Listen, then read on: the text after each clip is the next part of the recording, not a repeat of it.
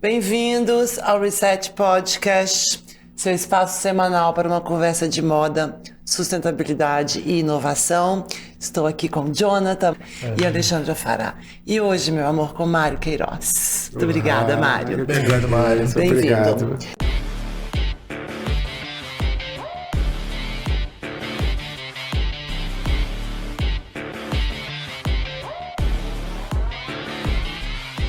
Bom, a gente está gravando esse episódio no meio da Semana de Moda Masculina de Paris, inverno 2024-2025.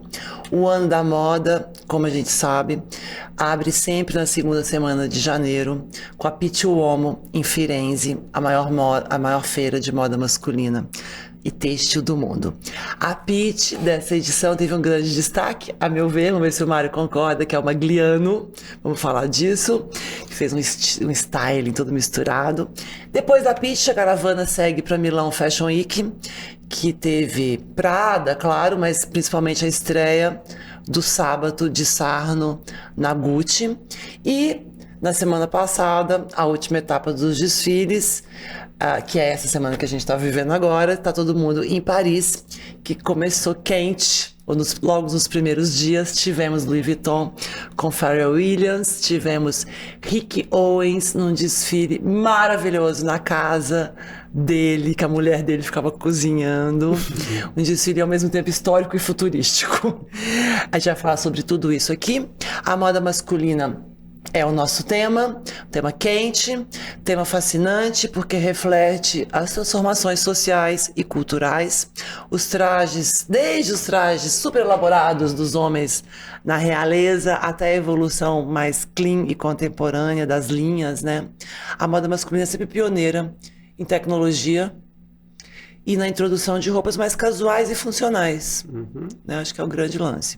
O século XXI trouxe uma convergência de moda com tecnologia, como a ascensão do streetwear, que estava muito presente. A gente vai ver se vai continuar nessa estação, pelo jeito aqui não. O streetwear e a influência das redes sociais na definição de tendência, que é o que a gente veio falando, está provocando uma aceitação de uma gama maior de masculinidades, estilos, inclusive a moda genderless, né, que reflete uma sociedade mais inclusiva e mais diversificada. Com a gente aqui no estúdio, designer, consultor, professor, maior especialista em moda masculina do Brasil, Mário Queiroz. Autor de 3 livros, Mário teve sua marca própria e desfilou no São Paulo Fashion Week e com loja por mais de 20 anos, participando de muitos eventos nacionais e internacionais. Quem gostar dessa entrevista pode se aprofundar se inscrevendo, eu vou fazer, no curso que o professor Mário vai dar na PUC aqui em São Paulo. Vai ter online também? Não, esse curso é presencial, na escola 29 de janeiro a 2 de fevereiro, faz parte da Escola de Verão da PUC. Que são cursos de verão. É um curso de verão de uma semana, comunicação e moda. Isso, vai ser maravilhoso. E quem puder ir, vá. E vamos lá, a nossa entrevista. Mais uma vez, muito obrigada. Este podcast só acontece porque temos o nosso patrocinador ADN Reset, uma plataforma de marketplace de moda sustentável e responsabilidade social. Muito bem, uma curadoria muito legal do nosso amor Jonathan. Gente, bem-vindo, professor. Vamos começar quente? Eu adoro um desfile. Você gosta de desfile ainda? Eu gosto. Antes de começar quente, fala. Eu queria falar que eu tenho muito orgulho disso, e eu acho que tem a ver, até já dando uma esquentada no assunto, eu vejo moda muito como representação. Né? Então, não acho que, por exemplo, a moda masculina, hoje está mais aberta por uma questão das fábricas ou dos designers. Ela está assim por uma resposta social, né? Certo. Então, assim, eu trabalhei durante muito tempo, porque quando eu comecei a trabalhar com moda, não tinha tantos homens como designers, como estilistas, se falava assim. E já me enfiaram para ser estilista de moda masculina porque a maioria era mulher. E eu a vida inteira... Jura? Aí eu fiquei a vida inteira me perguntando assim, porque eu trabalhei em vários setores, em vários segmentos antes de ter minha marca, inclusive durante a minha marca também dei consultoria para outros. Mas a vida inteira eu fiquei me perguntando assim, mas por que o homem é tão reticente? Por que não pode isso, não pode aquilo? E isso me levou a voltar a comunicação, porque eu sou formado em jornalismo. E aí eu voltei para o mestrado em comunicação na PUC, aqui de São Paulo, onde eu pude estudar essa questão da imagem de moda, que eu acho muito fascinante, porque aí a gente entra dentro da antropologia, e a semiótica que eu estudei é muito legal, porque coloca assim, a moda como um signo, né? Ou seja, é uma representação de quem nós somos, do que a sociedade é.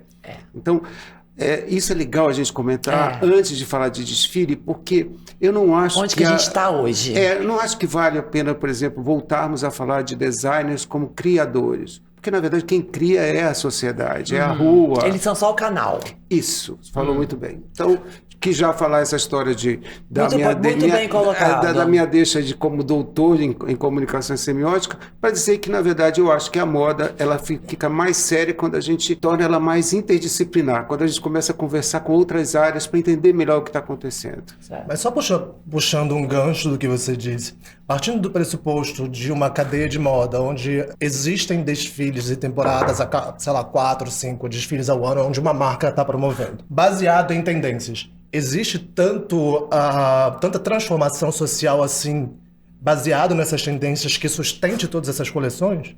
Olha, eu também acho que mais importante que tendência, que trend, é a macro trend, as macro tendências. Eu acho que as transformações elas não são assim, uma a cada semestre ou 4 durante o ano. Eu acho que elas são evolutivas e algumas vezes andamos para trás. Né? Como na política, às vezes a gente está achando que está andando para frente, aí daqui a pouco vem o conservadorismo e nos leva para trás. Então eu acho que a insistência de algumas coisas que sejam marcas dessas macro tendências. Então vamos falar de uma coisa que a Alê falou sobre a moda de todos os gêneros, né?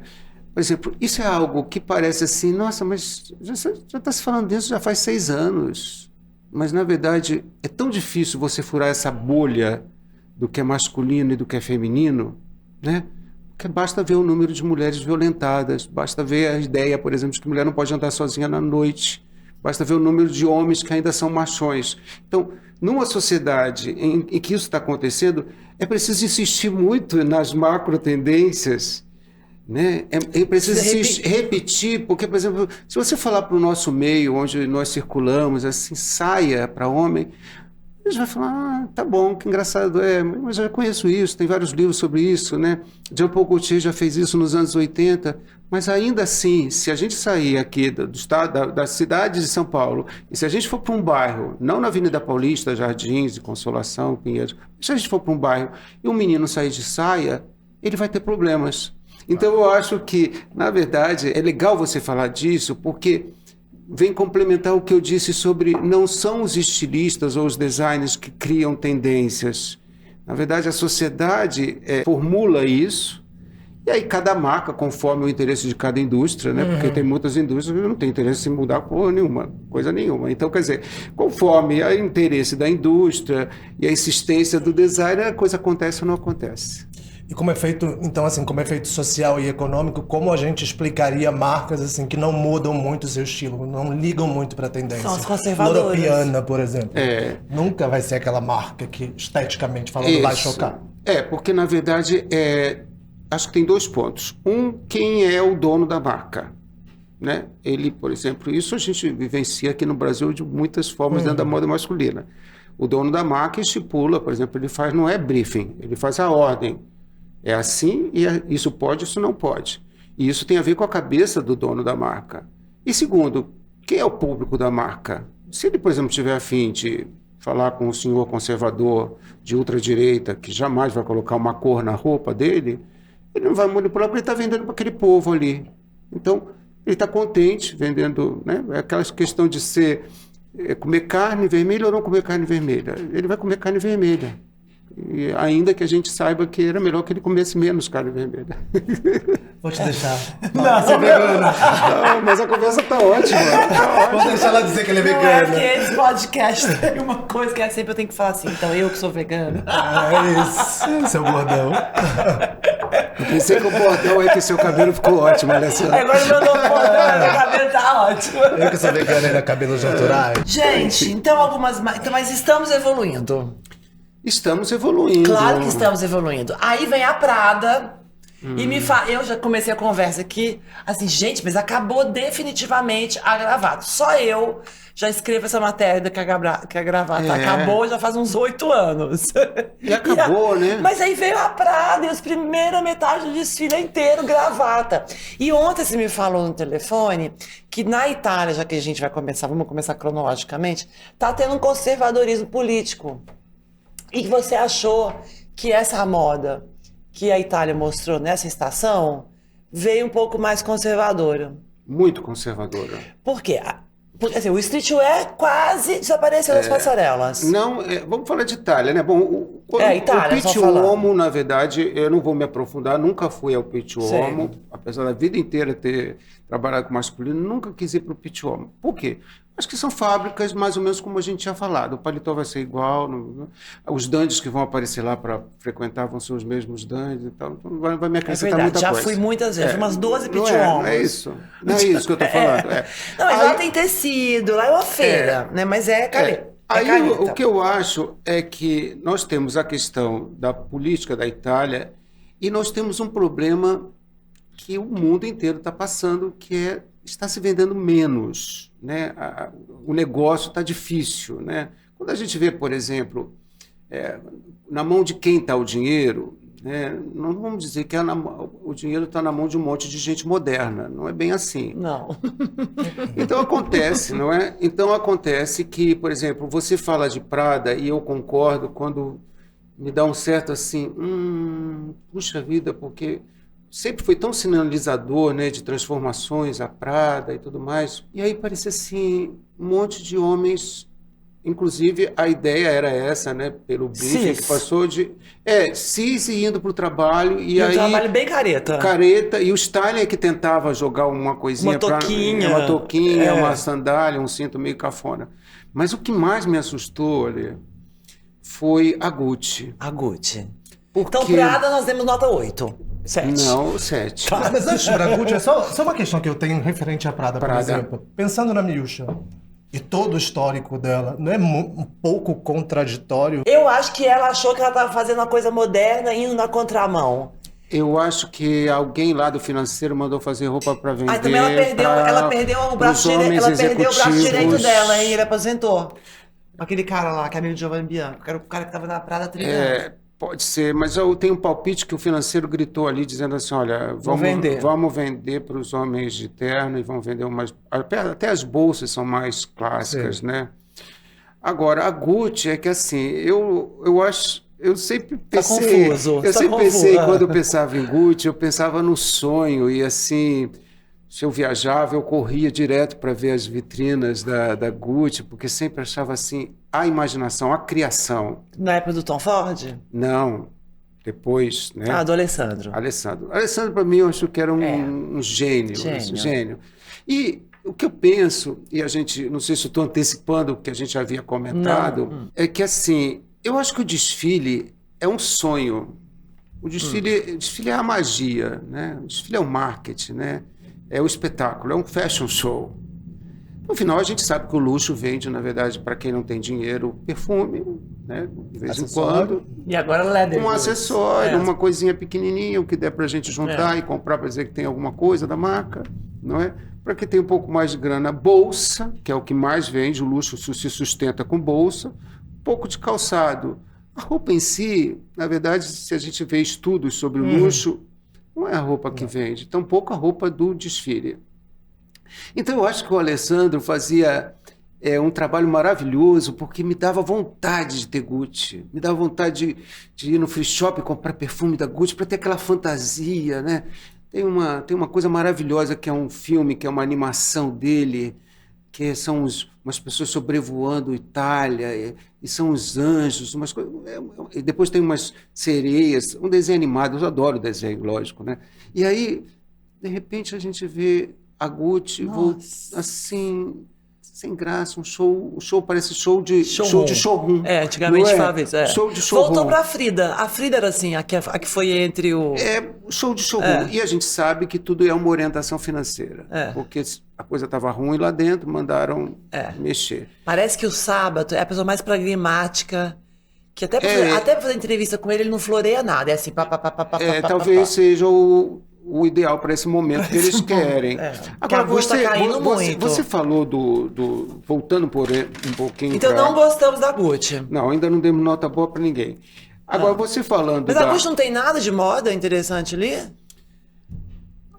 Vamos falar de outros que tem coisas mais interessantes. Mas eu acho que vamos voltar ao Magliano, porque você me perguntou se você ficou fascinado pelo Magliano. O Magliano. Todo mundo só falava do Magliano. Eu acho que dentro de uma Pitti Uomo, alguém fazer um desfile onde não é só terno já é um ponto bacana. E o que eu achei legal dele... Que parece que o Daniel Ueda fez o styling. Verdade? Não. Parece. É porque era um monte de coisa misturada. O que eu acho legal, assim, as calças largas é uma verdade, né? Então a gente já está com as calças largas há um bom tempo. Ele tem tricôs maravilhosos, né? A Itália com a malha retilínea dá vontade de ter tudo, né? E o que eu achei interessante... Inclusive quem assiste, né, para quem vai assistir o desfile do Magliano, repara que no final eles dão um close no rosto dos modelos que não são modelos. Inclusive reparem uma hora que é uma escada, é lenta, é chato o desfile é chato, como espetáculo é chato. Mas tem vários tipos de pessoas, inclusive quem abre o desfile é um gordinho com uma cara pintada como se ele fosse alguém da realeza, mas na verdade é um homem comum.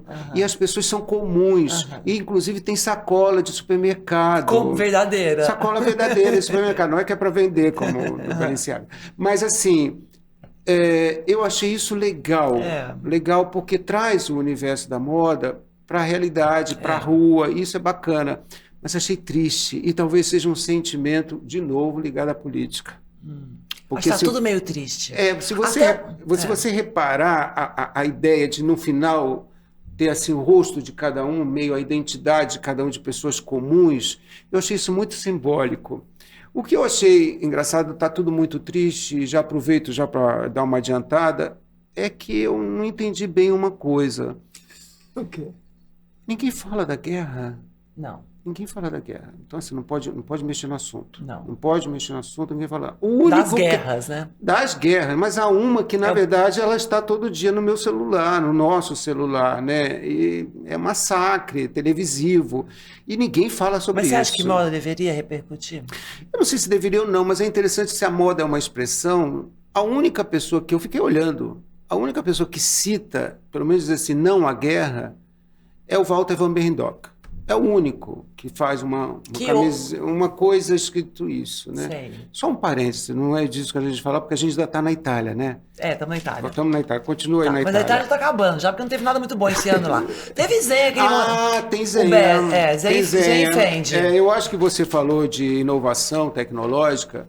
E você falou bem quando Eles são os mestres. Quando você diz assim, o masculino é bacana, é importante para a inovação tecnológica. Com certeza, porque num mercado que é tão reticente às novidades em formas e volumes, a saída para um designer é descobrir como fazer algo bacana no tecido. E a indústria de tecido da Itália não dá para discutir.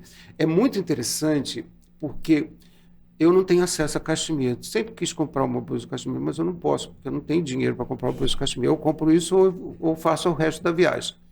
Então, o que acontece? Ele trabalha basicamente com cachemir, que já é uma... Zenha.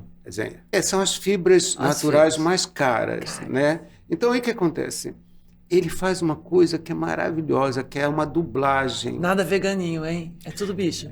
Dublagem de 2 tecidos, que lembra o que nós, na verdade, vamos ver no mercado na versão possível, que é o feltro. Então, quando, por exemplo, hoje não, já há algum tempo, eu já fiz isso nas minhas coleções, a gente dubla um tecido no outro. O que a gente consegue com isso? A gente consegue um caimento diferente e a gente não precisa costurar a roupa. Não, claro que eu preciso costurar a manga, preciso costurar a gola, mas eu não faço acabamento, eu vou na tesoura. Quando você dubla? Quando eu dublo, porque ele Dubla é quando você cola um tecido no outro. Isso, é dublagem de tecido. Isso eu achei muito legal dele. No Zenha tinha isso? Tinha isso. Deu pra você ver isso, Maia? Isso. E uma coisa que eu achei legal também, eu gostei do desfile da Fendi. Sei. Eu gostei bastante do desfile da Fendi. Então, o que você gostou? A minha nota é... A nota lá. Então, melhor de Milão, vamos pra Fendi. Fendi. Eu acho que tem uma coisa muito legal também dos tecidos, que são as lãs, as texturas de plush, não dá para entender bem o que é aquele plush, se é uma fibra sintética, porque hoje, na verdade, assim, para alguém falar bem de tecnologia têxtil, essa pessoa vai precisar pegar na etiqueta e acreditar que é honesta. Porque essa mistura hoje, por exemplo, o linho que não é linho, não é? Linho que, na verdade, parece linho, mas não é linho. A lã que parece lã, mas não é lã. Então, tudo... Você olhando, você como telespectador, porque hoje nós vemos a moda pela televisão. Então, assim, você não consegue entender bem o que são as coisas. Mas o que eu gostei muito deles é o desdobramento das saias. A gente falou de masculinidade, saia, né? Sempre foi uma coisa... símbolo do não masculino, saia. Mulher usa vestido, tanto é que no banheiro é isso, né? O desenhozinho do banheiro é um bonequinho com saia e o outro bonequinho não tem saia. Então, o que diz que é mulher é que tem saia, o que não tem bonequinho... Então, a saia, que sempre foi símbolo, é como isso, talvez, como novidade de moda, de estilo, não é uma coisa tão... Tá tendo uma coisa muito legal, que é mexer na modelagem da calça, de forma que ela fique... ela já está ampla. Né? Você já está comprando a calça ampla. Mas de forma que ela fique tão ampla, então como é que eu faço isso? Eu vou aumentando o gancho da calça. Então você está vendo aí o que a gente comentou até, que são as bermudas, as saias calças. Antigamente chamava de saia calça. E ele faz isso muito bem. Né? A Fendi faz isso muito bem. Aparecem umas calças lindas, umas calças que dá muita vontade de comprar, e umas calças que trabalham nas laterais com os plissados. Então, eu acho isso... Eu entendo aí uma criação. Aí eu entendo assim, para que eu estou vendo esse show? Eu estou vendo algo de novo. Eu estou vendo uma criação de estilo. Então, gostei, dou minha nota boa, mas 8 para frente. 8? 8. Gente, se você fosse crítico do seu próprio desfile, ia ser uma dificuldade, né? Porque assim, você dá nota... Não gostei muito, 8. Mas assim, partindo de um ponto de vista filosófico e social da moda, toda essa conversa vem em torno de alguém que conhece moda. Quando a gente analisa quem sustenta as marcas de luxo hoje, não são as classes mais financeiramente abastadas. São aqueles que vão comprar um cinto, aqueles que vão comprar um produtinho de médio. Free shopping. Sim, então quando a gente analisa um desfile onde a marca em si, ela meio que dá um low-key no seu designer para tentar atender, por exemplo, os executivos de terno, não seria um negacionismo de quem sustenta aquela marca? Mas isso é aquela coisa que é o aspiracional. Mas o aspiracional de quem não pode comprar, teoricamente, aquele produto, seria de mostrar para o outro aí o sentimento de pertencimento, acho eu. Você está certo. Mas, por exemplo, por que eu gostei mais de Fendi e da Zegna? Eu acho que se você for na Fendi, você for na Zegna, você vai encontrar os ternos que você precisa para ter para trabalhar, é o mais bacana, porque você vai precisar ir para algum lugar. Mas, por exemplo, eles estão preocupados em criar novas formas. Como quem diz assim, ok, esse sujeito precisa de um terno, mas ele também precisa de algo que diga assim, oi, eu estou inovando, olha, eu quero algo novo no meu guarda-roupa. Porque, no final das contas, eu fico pensando assim, que a indústria da moda, a nível de confecção, ela se sustenta? Se cada vez mais quem é pobre, na verdade, fica na mão do fast fashion, né? Aliás, nem quem é pobre, quem é classe média, porque pobre, coitado, não fica. Então, quem é rico, na verdade, fica na mão do quê? De um produto que tem uma matéria-prima boa. Isso, ok. A classe média está com um guarda-roupa lotado de roupa, de fast fashion, e o rico também está lá lotado. O que leva ele a comprar? Alguma coisa que seja inovadora e que faça parte do seu estilo.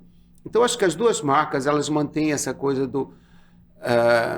da alta costura masculina, no sentido da alfaiataria, na íntegra, porque você vê o desfile e você fala assim, nossa, que tudo tão bem acabado, né?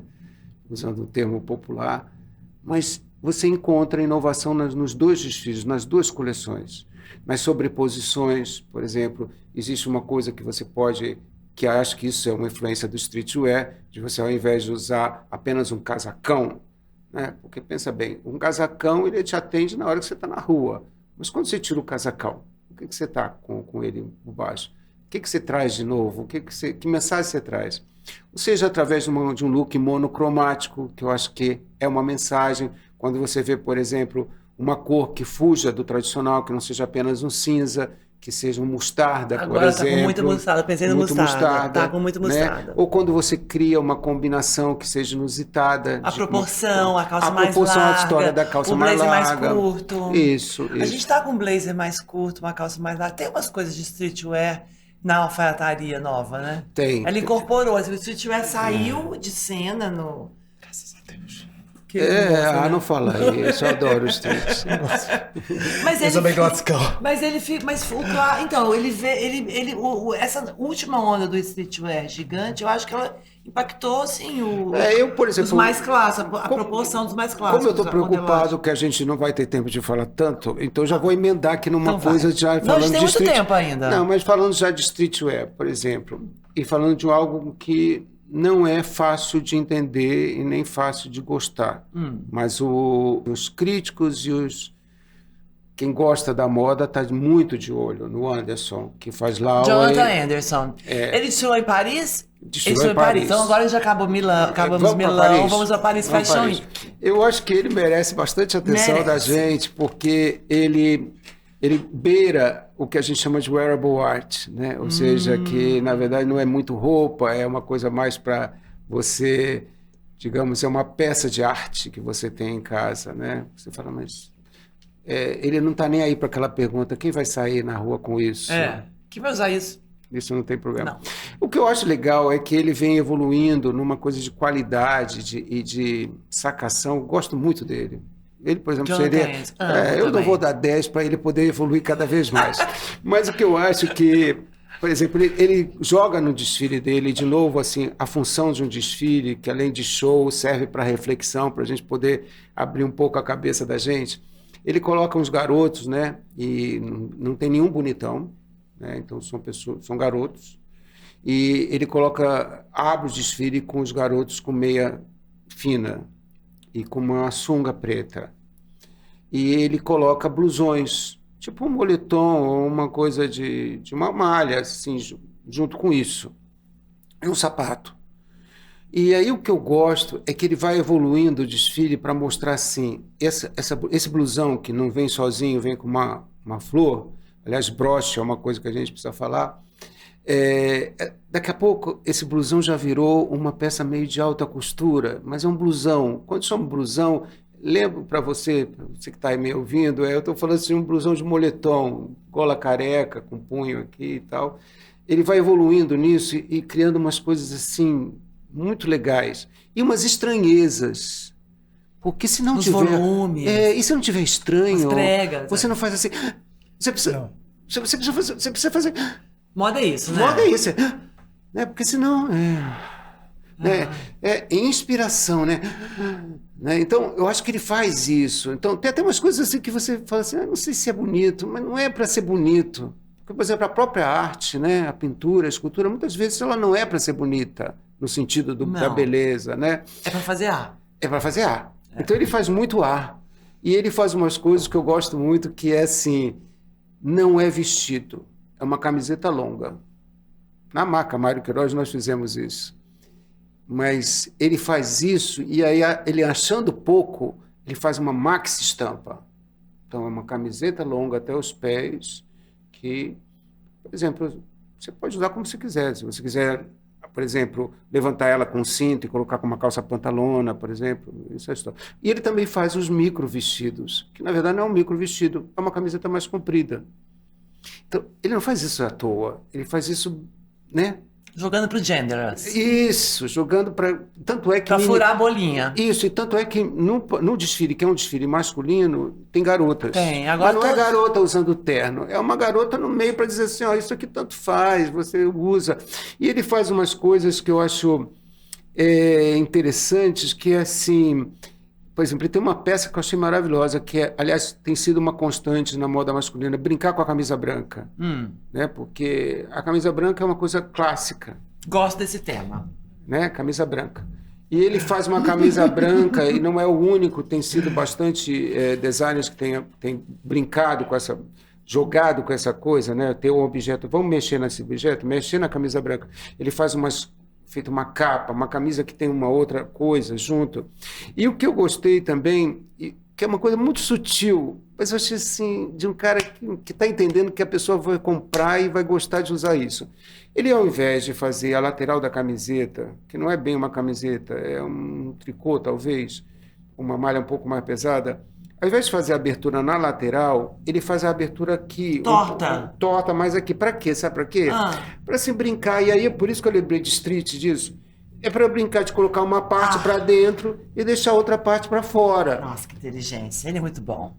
Né? Então, Ele merece o quê? 9,5. 9,7, para ele continuar sendo excelente. Então... A próxima vai ser 9.777. Jonathan Ense, você está ganhando aqui. Nossa, eu amo o Jonathan Ense. Tirando que ele trouxe o Antúrio de volta à moda, né? Isso, na última estação. E o mais legal é que a equipe da Lowey, né, tem feito um trabalho muito legal, porque eu acho que moda, além do espetáculo, do show, ele é esse conjunto de marketing, né? Ou seja, a minha campanha, a vitrina da loja, e tudo é coordenado. Então, por exemplo, esse Antúrio que você falou apareceu em todos os lugares. Eu acho que essa... Posso pegar esse gancho do sexy? Vambora. Eu queria falar uma coisa que eu tenho feito bastante discussões, porque eu venho de uma história de escola, de ser professor, coordenador de curso e tal.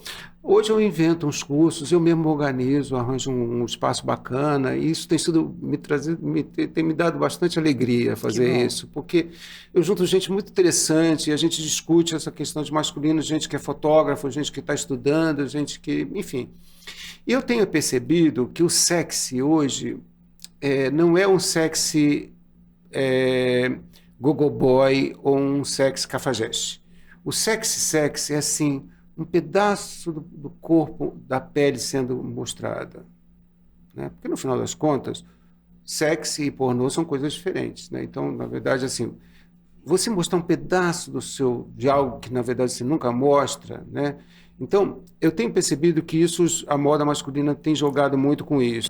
A gente não viu o desfile de Saint Laurent ainda, mas Saint Laurent já vinha mostrando essa coisa, né? Das camisas abertas. E do paletó sem nada. Sem nada. Você vê que isso no styling da maioria dos filhos tem usado, paletó sem nada. Esse peito aparecendo. E aí a coisa, por exemplo, de aparecer um pedaço da lateral daqui do abdômen, que também é uma coisa engraçada, porque já vem com a ideia de cropped também, que já apareceu, né? E eu acho isso muito interessante. Tem uma marca que, infelizmente, por exemplo... Só um ganchozinho rapidinho, falando de Saint Laurent. Você não acha um pouco... toda vez que eu tô olhando um desfile deles e tal, eu consigo enxergar essa coisa sexy, mas a valorização, a extrema magreza de todos os modelos que ele coloca... Você não acha que rola ali uma conexão muito perigosa entre o sexy e a magreza extrema? Eu, por exemplo, eu sou peludo, né? Então eu fico perguntando, será que, por exemplo, funciona tão bem mostrar meu peito peludo? Mas aí eu acho que vem uma questão muito séria, que a moda, ela nos traz boas coisas, mas ela é muito perversa. Essa questão, por exemplo, de um corpo marcado a vida inteira, né? De que fica melhor, uma roupa cai melhor sobre uma figura alta e magra. Isso é perversidade. Agora, eu acho, quando a Lê fala assim, mas as coisas estão evoluindo, porque, na verdade, até posso ver a moda perversa colocando o Saint Laurent com os sujeitos magros, mas eu posso ser gordinho e aí colocar e descobrir que aquilo também fica bom em mim, mesmo que eu não seja um modelo, porque isso tem muito a ver também com a consciência do corpo da população. E aí tem outras coisas que vem valorizando, além de, por exemplo, até vou citar um designer que não é muito, porque isso ia falar, quem está nos assistindo deve dizer assim, puxa, mas eu só vejo as mesmas marcas. Quando eu entro no YouTube, por exemplo, eu que sou fascinado por esse assunto, quando acabo à noite, quando eu chego de noite em casa, a primeira coisa que eu vou no YouTube para ver os desfiles. Mas você não vê todos os desfiles. Não tem todos os desfiles lá. Então, por exemplo, tem aquele Louis Gabriel... Nauchi, não sei se fala Nauchi, Louis Gabriel Nauchi, alguma coisa assim. Ele já vem de uma história porque ele é muito interessante, porque ele põe nas passarelas essa coisa sexy. Ele, por exemplo, coloca drag, ele coloca gordo, ele coloca o ursinho, coloca o bigodudo com cara de que vai te bater. coloca o magrão, coloca o velho. Isso é interessante, principalmente quando não é apenas pela coisa de ser normal, porque ser normal também é meio boring, né? Não é pelo normal. Todos eles têm Uma graça. uma gracinha, né? E o que eu acho interessante é que ele traz essa coisa do corpo, de mostrar a pele em todos os corpos, entendeu? Então, acho sim que você tem razão, que eu acho super perversa essa história de magreza. Nós tivemos, para quem saca a história da moda, nós tivemos momentos em que a política nos Estados Unidos, você lembra disso? Teve que tomar teve uma tomada de posição da presidência de chegar, não sei Final que... dos anos 90. Não é? Por causa da história... Mas aí era heroína chique, era uma Mas era magreza por causa de dessa anorexia. de anorexia, mas quando você vê, por exemplo, um sujeito tão magro, ele pode chegar na anorexia, doença, né? Sei lá, eu acho que tem... Outro dia eu tava numa roda de amigas, né? Uma amiga vai se casar agora. E a discussão era que terninho ela teria para a cerimônia de cartório. Na conversa ela dizia, eu acho que eu vou com um terninho Saint Laurent.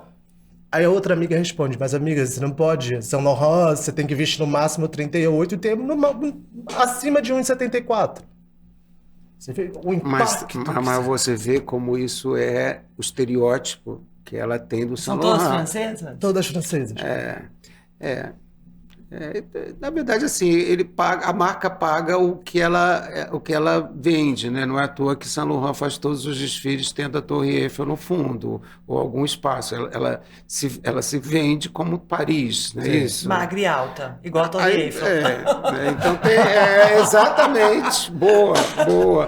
Eu sou muito Saint Laurent, gente. Eu queria lembrar dessa Preciso coisa. perder 15 quilos. Falando em gente que a gente não conhece bem, eu queria lembrar de um cara que nem está na Semana de Moda, mas que tem a ver com essa coisa do homem sexy, que é o Ludovic Saint-Cernin.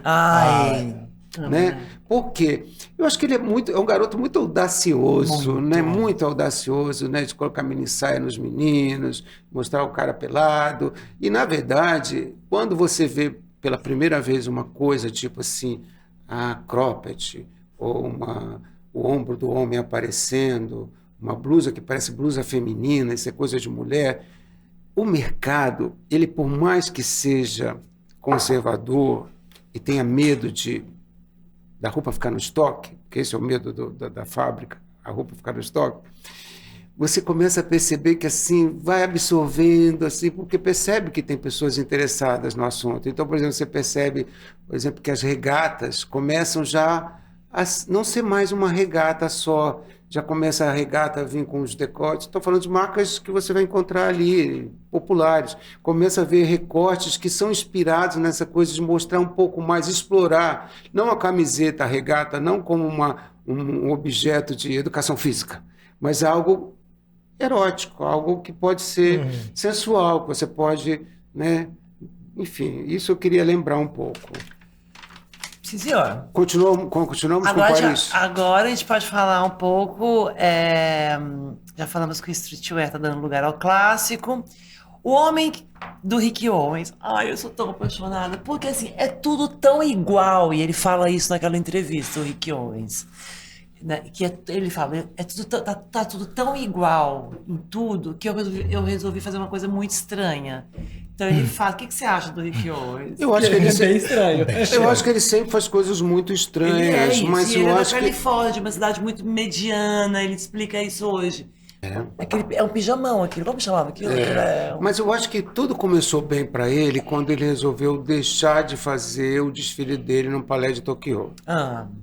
Porque foi uma coisa assim que dava um certo problema assistir um desfile do Rick Owens sempre no Palais de Tokyo. E eu estou falando assistir na TV. Porque eu estou imaginando, quem está nos assistindo, sou um mero mortal. Então, assim, o que eu quero dizer assim, ou no Palais de Tokyo, não é, na verdade, no Palais de Tokyo, na praça ali, E o que acontecia? Dependia do tempo, do vento, dependia de tudo. Dependia de escada, e dependia de um tal de que ele gosta de jogar uns fogos assim, Nossa, com aquelas colorido. fumaças. Então você não via nada direito. Acho que tudo começou bem quando ele resolve pegar aquele lugar maravilhoso, que diz que é meio showroom e é meio casa dele, e ele pega e transforma Que foi feito esse desfile. esse desfile. Por quê? Você Nossa, é está muito dentro de um... legal. Parece, a sensação é que você está vendo a invasão de ETs dentro de um apartamento. E o que eu acho legal... De ETs. De ETs. É, porque as roupas são... Porque na aquela verdade eu bota. acho que ele nos toca muito nesse momento em que a gente está falando de inteligência artificial, de criação de uma nova imagem, do que é real, do que não é real. Eu acho que ele é muito inteligente e eu acho que ele está no grande momento dele, porque nós hoje estamos discutindo o que é verdadeiro, qual é a imagem que é real e que não é real. Os meninos, as crianças vêm de uma cultura de jogos eletrônicos, então os personagens, tudo isso, eu acho que ele está no momento em que a roupa dele começa a fazer mais sentido. Quer dizer, o Rick Owens é a nova Barbie. A louca. Ele começa a fazer mais... Porque na nossa idade, a gente era pequena na Barbie. Agora, esses jogos, esses personagens loucões. Exatamente. E eu acho que o que é interessante é que é tudo estranho, mas é tudo muito bem construído. Nossa, as roupas dele é maravilhosa. Eu já fui em Então, assim, presencial as dele. jaquetas, Que isso? as jaquetas, elas são estranhas.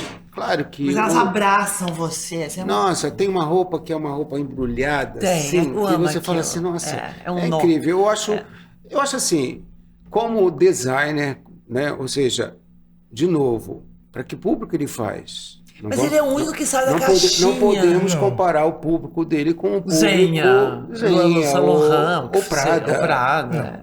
Não é.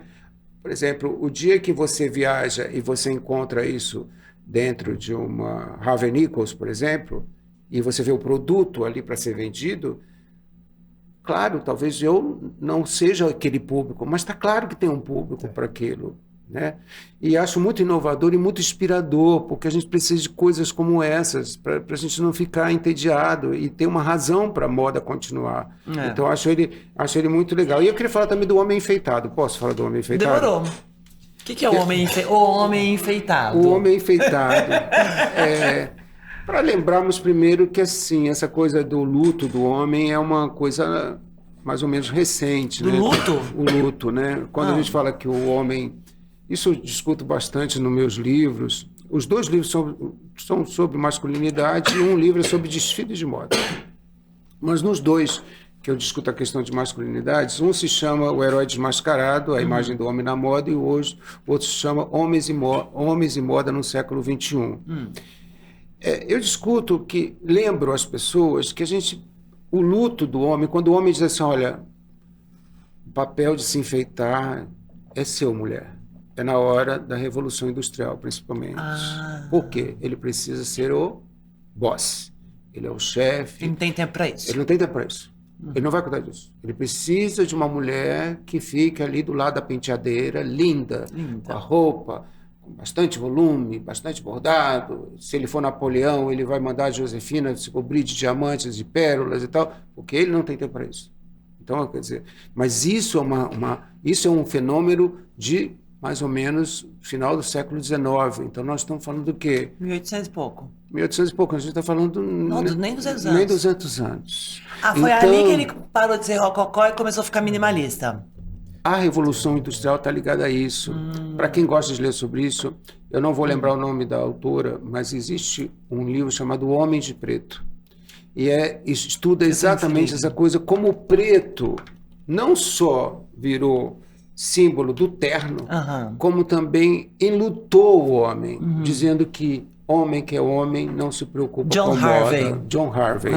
Esse livro é bom, eu tenho ele lá em casa. Bom, eu vou ler ele. É muito bom. Então, assim, essa ideia de que o homem não pode se enfeitar não é uma coisa da história do mundo. Não. É da Revolução Industrial para cá. Nós não vamos ter tempo para ficar falando sobre isso. Mas, enfim, só para lembrar, né? Então, eu acho próprio para um momento em que as mulheres assumem um poder, que elas conseguem ser as chefes, e que elas conseguem ser chefes e com uma educação de moda, então elas são chefes e chiques, os homens passem a ser mais descontraído Pode vir mais enfeitado aqui. e possam ser mais enfeitados. Com certeza. Ou seja, Relaxar um pouco. o bordado pode voltar para a roupa do homem. Uhum. Né? Por que não uma calça toda bordada? Né? Por que não usar rosa também? Porque essa discussão de rosa e azul nem vou falar, né? Mas isso pertence a uma discussão completamente moral e fora de cabimento, porque antes era invertido. Né? O manto de Nossa Senhora é azul, não é rosa.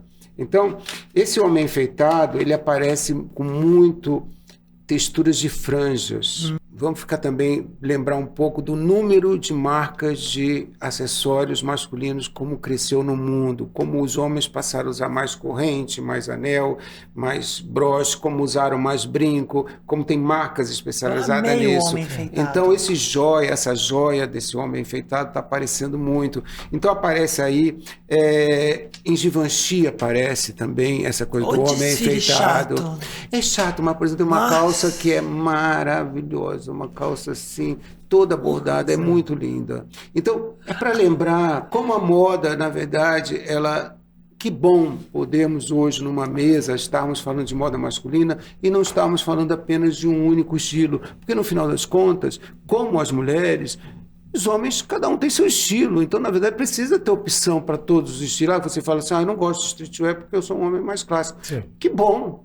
Eu adoro streetwear. Na verdade, eu fui o primeiro designer de streetwear no Brasil. Né? Hoje eu já tenho 60, então não me sinto muito tão à vontade para me vestir tão street assim. Mas eu acho lindo e acho muito importante o papel que o street teve, né? Como a moda, na verdade, vem beber da água da rua, né? Da molecada, da periferia. Não tenho discussão sobre isso. Né? Mas é importante lembrar assim, não existe um homem só. Sim. E isso é importante até para que a gente consiga viver melhor. E aí eu acho que é o papel bom da moda. Por isso que eu gosto de discutir essas coisas. Quando você fala desse homem enfeitado, me lembra muito, não sei se você conhece, da literatura francesa, que seria Le Flaneur, sabe? Flaneur. Que me lembra muito esse conceito do homem enfeitado, muito que sai bom muito você dessa lembrar tradição. disso. O Dandy, o Flaneur. Mas o Flaneur é muito legal porque se a Revolução Industrial vai encaretar o homem, ele vai criar uma coisa que é esse Flaneur. O que é o Flaneur? É algo que a gente faz hoje dentro do shopping, que se começou a se fazer, por exemplo, ali na Boulevard Haussmann, né, foi o primeiro lugar que teve o Flaneur. Ou seja, o que você vai fazer nesse sábado à tarde? Eu vou ver as vitrinas das lojas. Então, eu sou um Flaneur. Então, o Flaneur é o homem que se vê na vitrina e se... Né, a mulher que se vê na... Aliás, adoro esse termo, vitrina, porque, na verdade, é um espelho, né? Sim. Você está sempre olhando. Falo demais, não? Não, foi ótimo. Bom, a gente já precisa finalizar, mas eu queria que considerações finais. Qual o melhor desfile da temporada? Eu, como dei 9,6... o Jonathan Anderson. Eu acho que sim, por enquanto, né? Tem outros desfiles para acontecer. A gente tem mais 5 dias pela frente, mas eu acho que... A gente já viu quase, falta o Saint Laurent, mas a maioria nós cobrimos aqui. Muito bem, essa foi a cobertura do Fall 2024. Fall Winter. Fall Winter 2024. Só queria fazer uma última questão. Você acha que a moda masculina é mais sustentável que a feminina? Que essa discussão sobre tornar maior, mais ardente a discussão de masculinidades vai tornar o homem mais sustentável, porque... não é um assunto que faz parte da discussão de um homem que, por exemplo, não discute outras coisas, que não discute outras coisas elementares. Então, assim, a sustentabilidade faz parte para mim, faz parte de um ganho da sociedade, onde esse homem, na verdade, nem todos eles, nós estamos, assim, trabalhando, né? Tenho certeza que assim como eu estou falando aqui hoje sobre essa construção de novas masculinidades, no Japão alguém deve estar falando, na Austrália alguém está falando. Aliás, uma coisa que eu pensei muito em falar para vocês, como eu estou construindo esse curso de comunicação em moda, eu fui revisitar muito essa questão de revista de moda, que para mim sempre foi uma bíblia, né? A gente sempre se alimentou de revista, claro. Hoje a gente se alimenta de site. Você sabe que é uma informação interessante. Você sabe que assim, muitas vogues masculinas nasceram e morreram, né? Publicações sofrem também muito com essa questão da internet. Mas é interessante observar, por exemplo, em alguns países onde a vogue masculina continua bem, muito obrigado. Uma é a Turquia, outra é a Arábia Saudita. Máximo. Ou seja, eu achei isso muito interessante. Eu falei, eu vou Que levar coisa isso para estranha. essa questão. Eu acho que todo mundo está sabendo que eu estou muito feliz de estar aqui, principalmente porque a Alexandra, para mim, é um grande nome do jornalismo de moda. É assim, toda vez que eu fazia desfile, eu ficava torcendo para a Alexandra me entrevistar. Ela é uma amor. pessoa Obrigada. fora da curva, né? Ela tem uma cultura muito grande. Para mim é um prazer enorme estar sentado com você. Então, assim, eu acho que é importante pensar assim, que às vezes a gente pensa assim, tudo está na Europa, né? E às vezes não. Né? O mundo, na verdade, primeiro que nós estamos vendo aí os desfiles, né? Que coisa engraçada. Quem é a primeira fila do desfile? Coreia do Sul, né? Os coreanos, né? Chega os coreanos, tem um monte de gente. Você vê. Outra coisa que a gente não falou, a gente pode falar numa outra oportunidade, é também falar sobre os desfiles. Não são mais o show do designer. É a rua, o povo que se arruma para ir. A porta. A porta. A entrada. Inclusive, a porta de gente que nunca vai entrar. Nunca. Que é muito legal. Isso então, tudo mudou essas mesmo. fotos da rua, de gente que se enfeita para ir para frente do desfile, quem sabe um dia ganhar um convite, é muito legal. E também perceber essa coisa de que faz parte hoje do show, né? Toda a filmagem das grandes marcas tem 30 minutos de duração, 10 de desfile, 20 é foto de quem foi convidado e tudo mais. É isso mesmo, mudou muito. Quer dizer, a gente às vezes acha que nada está mudando, mas as coisas estão. Muito. Mário, muito obrigada. Eu que adorei. @Queiroz Mário, é isso que eu sabia que tinha uma Queiroz coisa. Mário. Tá. Quero que o pessoal me acompanhe, Isso. fique de olho nos meus cursos. Exatamente. Que eu adoro falar. Leia os livros. Leia meus livros. Você vende roupa ainda? Roupa não vendo mais. Não vendo mais. Essa história ficou já para a história. Muito obrigada. Muito obrigado, Mário. Muito obrigado. Obrigada a você. Foi um prazer. Siga a gente, Reset Podcast, e estamos aí até o próximo episódio. Compartilhem.